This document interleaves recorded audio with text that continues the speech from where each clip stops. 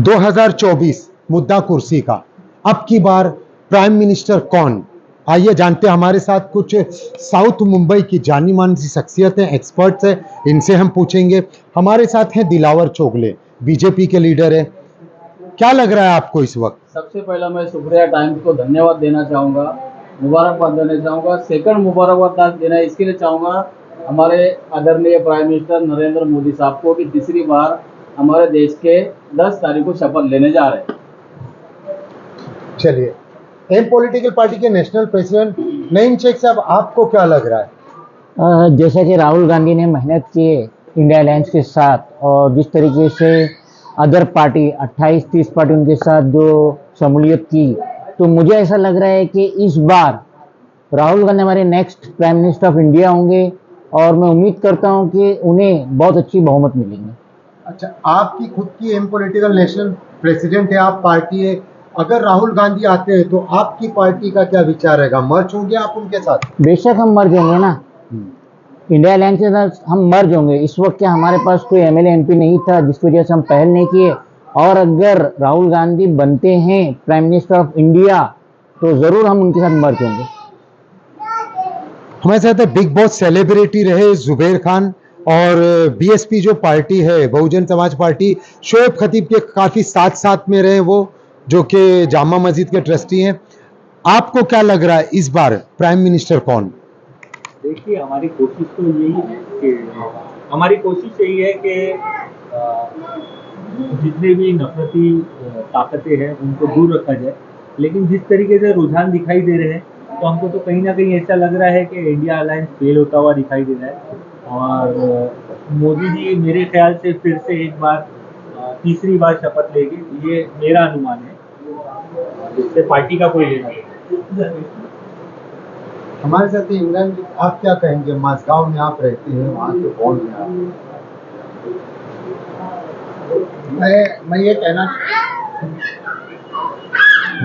कहना चाहूँगा कि जिस तरह से अभी ये जो पब्लिक है, पब्लिक का तो कहना ऐसा है कि किसी का कहना है कि बीजेपी आएगी, कोई कह रहा है कि कांग्रेस आएगा, लेकिन ये टाइम पे जो इलेक्शन हुआ है बहुत टफ हुआ है करके दोनों साइड से, तो मुझे जहाँ तक उम्मीद लग रही है कि कांग्रेस आएगी। दिलावर चोगले, आप काफी वक्त से आप बीजेपी पार्टी से जुड़े हुए, इस वक्त एग्जिट पोल दिखाने के बाद में शेयर बाजार काफी ऊपर छलांग मारता हुआ नजर आया, तो क्या लग रहा है आपको? एग्जिट पोल के हिसाब से तो मोदी जी वन साइड दिख रहे हैं।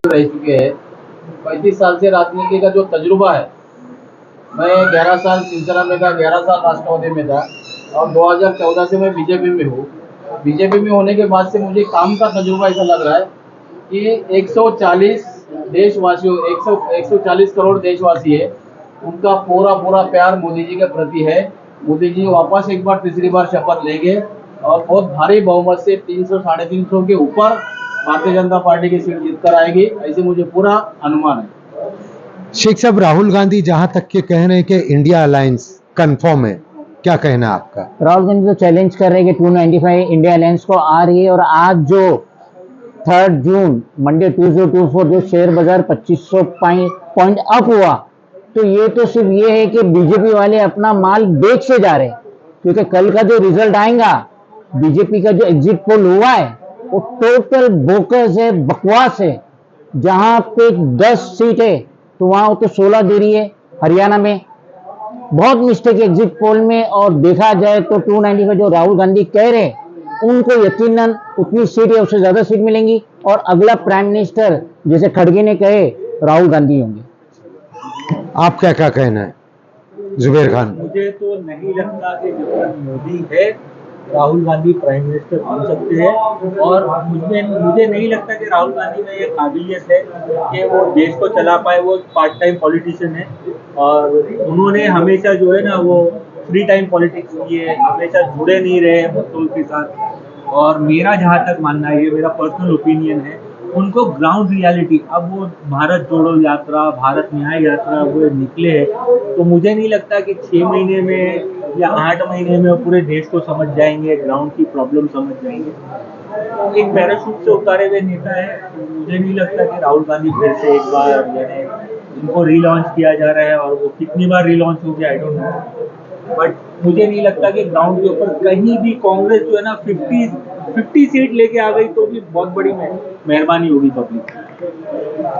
चुगले सर, आप बताइए, 400 पार मोदी जी का नारा था, अब क्या लग रहा है आपको? अब तो मैं बताया ना, 350 के ऊपर ही हम लोग आएंगे, फुल मेजोरिटी से हम लोग जीत के आ रहे हैं। और 10 साल में जो मोदी जी ने देश का विकास किया है वो बहुत जबरदस्त विकास किया है। लहर देश के अंदर मोदी जी के प्रति दौड़ रही है, और मोदी जी आने वाले 5 साल में भी बहुत अच्छा विकास करेंगे। और अल्पसंख्यक लोगों को भी मोदी जी के 10 साल के कार्यकाल में किधर भी कोई तकलीफ हुई नहीं, ऐसा मुझे लग रहा है। बहुत हम लोग सेफ साइड काम कर रहे हैं। मोदी जी सारे समाज को लेके बहुत अच्छा काम कर रहे हैं। मोदी जी ने 10 साल में बहुत ही अच्छा देश का काम किया, देश को विकास के ऊपर लेके गया। और अभी राहुल गांधी उनके सामने किधर भी टिकते हुए दिखाई नहीं दे रहे। शेख साहब, आप क्या कहेंगे? इंडिया अलायंस, मुझे दिलावर भाई की बात सुनकर थोड़ी मुस्कुराहट हो रही है। मोदी जी ने पूरे देश को तबाह और बर्बाद कर दिए, जितनी भी निजी संपत्ति थी सबको बेच डाले, 15 लाख करोड़ से ज्यादा अपने चहितों का कर्जा माफ किए, बेरोजगारी बढ़ गई, भिखमरी बढ़ गई, अगली योजना ला के सारे नौजवानों को तबाह बर्बाद कर दिए। अगर मोदी जी मजीद 5 साल इस देश में हुकूमत करेंगे, ना सिर्फ संविधान बदल जाएगा बल्कि अगला इलेक्शन नहीं होगा। ये सारे के सारे नेता कह रहे थे। मैं इनके बात से इत्तेफाक नहीं रखता हूँ, क्योंकि 10 साल में जो मोदी जी ने अल्पसंख्यक समाज के जो बच्चे हैं IAS IPS, इसका एवरेज आप 10 साल का निकालिए, और पीछे के कांग्रेस के 60 साल का एवरेज आप निकालिए, आपके सामने पूरा पिक्चर सामने आ जाएगा। एजुकेशन में कौन से सरकार ने ज्यादा प्राधान्य अल्पसंख्यक लोगों को दिया? चलिए, आप क्या कहना चाहेंगे?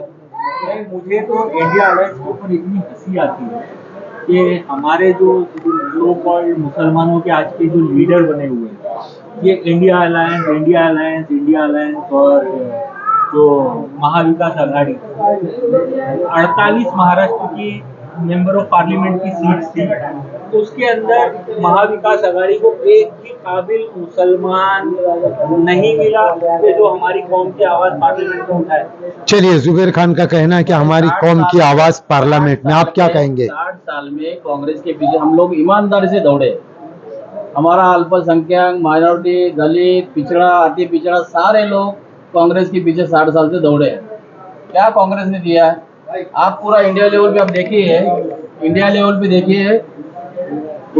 पे देखिए अल्पसंख्यक समाज को कितना टिकट दिया कांग्रेस ने दिया है। चलिए, कोई बात नहीं, देखते अब की बार PM कौन, आगे आने वाला वक्त बताएगा। इंडिया भारत का प्रधानमंत्री कौन बनता है, इंडिया अलायंस या फिर से मोदी जी? मुंबई से कैमरामैन शेख के साथ साजिद कुरैशी, एडिटर सुप्रिया टाइम्स।